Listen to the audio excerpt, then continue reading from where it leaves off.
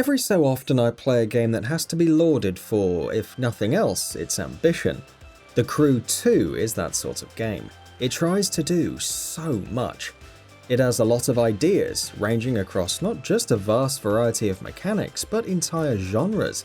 And even if you get down to listing all the flaws in the whole experience, of which there are plenty, you still have to tip your hat to developers Ivory Tower for cramming so much stuff into their game. The trade-off for that, however, is that the Crew 2 doesn't really excel at anything it attempts to do. Jack of all trades, master of none is a phrase that's going to be thrown around a lot in reviews for this game. Here's one instance already. And that fits perfectly. Almost. The Crew 2 is a jack of many trades and master of none. None of the things it does are perfect. A lot of the things it does pretty well.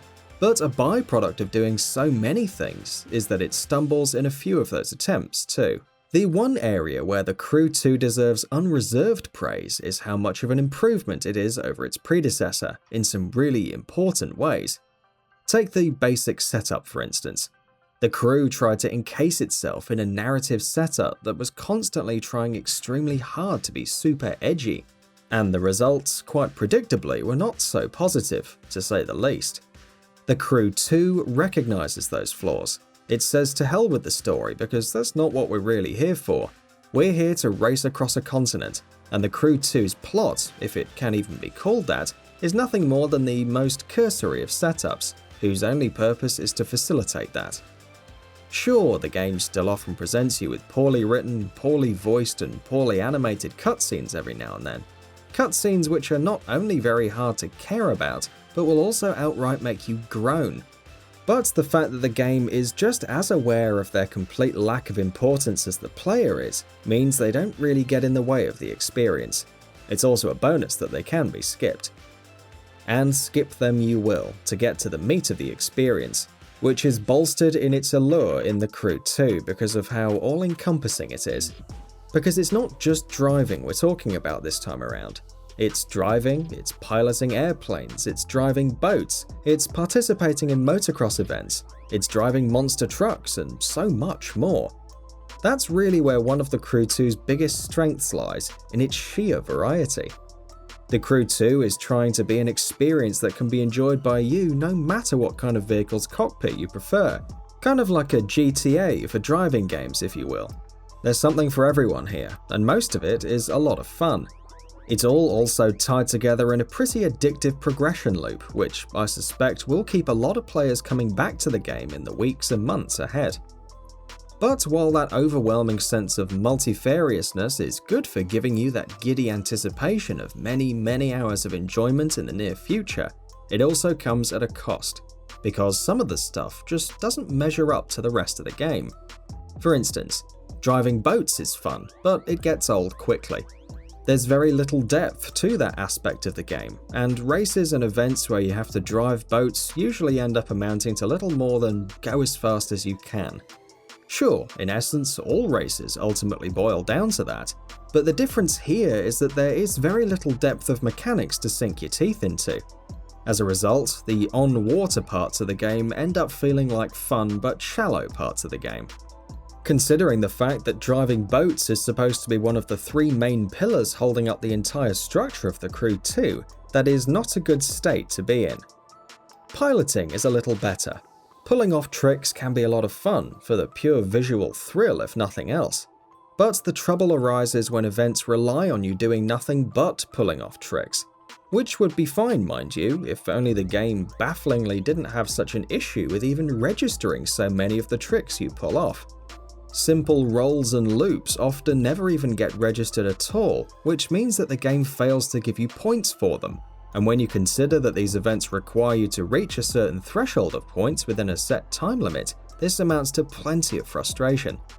If these were isolated, infrequent incidents, giving the Crew 2 a pass for them would be pretty easy. But unfortunately, this happens quite a lot, so I find it hard to ignore these issues completely. The ascent in quality of the three pillars continues, where piloting is better than boating. Driving on the road is by far the best aspect of the game, which is not all that surprising.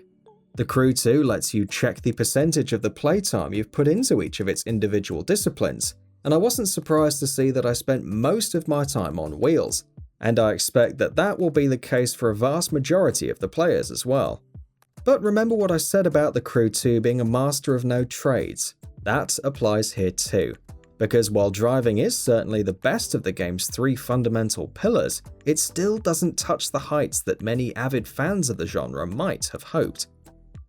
That is, I suspect, down to the fact that the Crew 2 doesn't want to commit itself to being either an all-out arcade racer or a full-on driving simulator. It has aspects of both, in attempts to appease and attract fans of both varieties, and as a result it ends up feeling a little bit like a confused experience. Don't get me wrong, it's not like driving isn't fun, because it absolutely is, but oftentimes the Crew 2 comes across as a little inconsistent in what it wants to be. You can barrel through metallic poles and small and sturdy structures, but hit a flimsy looking tree and you'll stop dead in your tracks, no matter how fast you are going. There are proper racing simulation style events and disciplines, including an F1 knockoff, but there are no damage mechanics. Then there's the fact that at times the AI can seem incredibly stupid, whereas at other times the rubber banding can be bad enough to drive you insane. These issues are also often quite intrusive in the middle of events and races, and can significantly hamper your progress.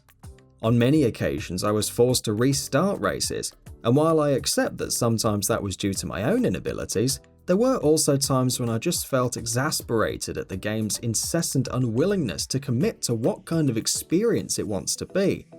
The fact that many of these events that I had to restart quite a lot were often as much as 20 minutes long only drove my frustrations through the roof. When the Crew 2 really does commit to being a goofy, arcadey racer, it truly shines. The fast fav mechanic lets players switch between their favourite land, air and water vehicles at the press of a button.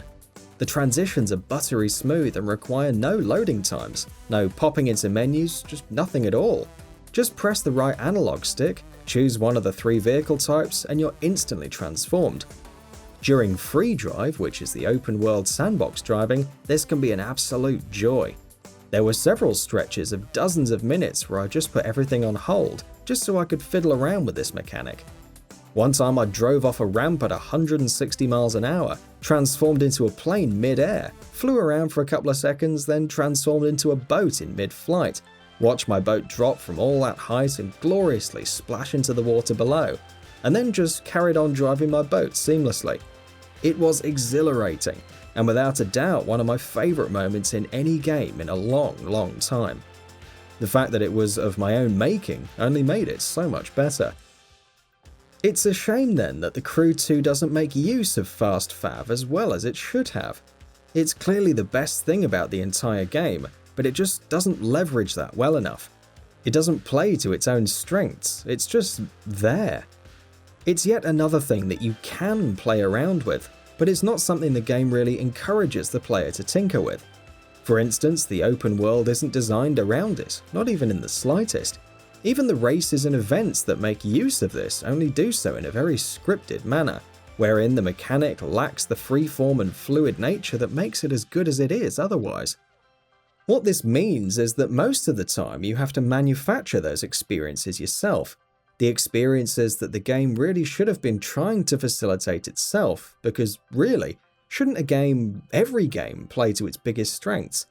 The Crew 2 definitely gets points for this excellent innovative idea, but it's a disappointment that all it does with it is just insert it and that's it. This permeating sense of inconsistency is apparent in other areas of the game as well. Take the open world for instance. Like its predecessor, the Crew 2 is set in a condensed version of the entirety of the United States, though the map isn't exactly the same as the first game. It's a huge map. Driving from one coast to the other can easily take around 30 to 40 minutes, and many of the areas in the world are visually excellent. I wouldn't say it's the most authentic or accurate recreation of the United States, but there's an argument to be made that it was never meant to be that.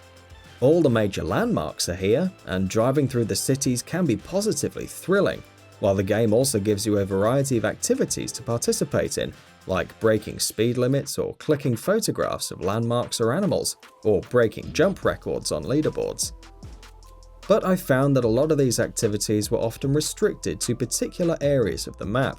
Some areas just felt like vast stretches of emptiness, and driving through them didn't really feel like the most attractive option at all times. The Crew 2 gives you the option to instantly travel to events or particular locations, and after I'd spent a certain amount of time with the game, I found myself doing so with increased frequency. The enjoyment of aimlessly driving through the open world to get to the next event eventually wore off. There's also the fact that while a lot of the areas in the game look good, they don't feel populated. They feel more like little models in museums, just lifeless and hollow. At the risk of sounding repetitive, the visuals are also quite inconsistent. The vehicles and their interiors look great for the most part, with a fair amount of detail, while weather effects are positively stunning, especially when you're in cockpit view and it starts to rain. But character models look bad, and in moments when you're walking around in first-person view, such as in one of the hubs or your own garage, textures look just bad. There's also plenty of pop-in, which I understand is a hit that draw distances simply had to take due to the added complication of airplanes. The Crew 2 is also, just like its predecessor, an always online game. Being able to form crews with your friends or hopping into crews instantly to join events with other racers is supposed to be one of the game's main hooks. But again, the Crew 2 doesn't really leverage that all too well. There were certainly times when I ran into plenty of other players in the open world, or when I randomly got into races or challenges of our own making with other racers. While beating leaderboards records is always a fun activity you can engage in, but for the most part, I spent the majority of my time tackling the game's many events and challenges solo, and I didn't ever really feel any glaring lack of other players. Sure, the online aspect of the game will probably come into play more significantly once the servers become more populated after the game's full launch, but even so, it's not like the game is built around that, which is why I struggle to see why it absolutely had to be an always online experience. Its online aspect, in fact, often works against it. For instance, the game can take up to 2 to 3 minutes to completely load after booting up, while it also stutters at times when opening the map or the menus. But here's the thing about the Crew 2. For all its flaws and inconsistencies, I still know that I'm going to be playing a lot more of it. It's just an enjoyable game. When broken down piece by piece, it's easy to point out a multitude of flaws in the game. But in spite of all these issues, I can still confidently say that in all the time I've spent with the game so far, I've had a great deal of fun with it. It's just disappointing to see that the game has a lot of great ideas that it isn't really leveraging right now, or that in trying to do so many things at once, it's spreading itself too thin. I expect Ivory Tower will be spending a great deal of time in the coming months and years to make sure that the Crew 2 really comes into its own post-launch. But in the end, though it's disappointing that that couldn't be the case at launch, I can still say without any reservations that as things stand right now, the Crew 2 is, if nothing else, a bucket load of fun. And that about does it for this video. If you enjoyed what you watched and want to see more from GamingBolt, you can always hit that subscribe button and turn on the bell icon next to it. That way you will never miss any of our videos.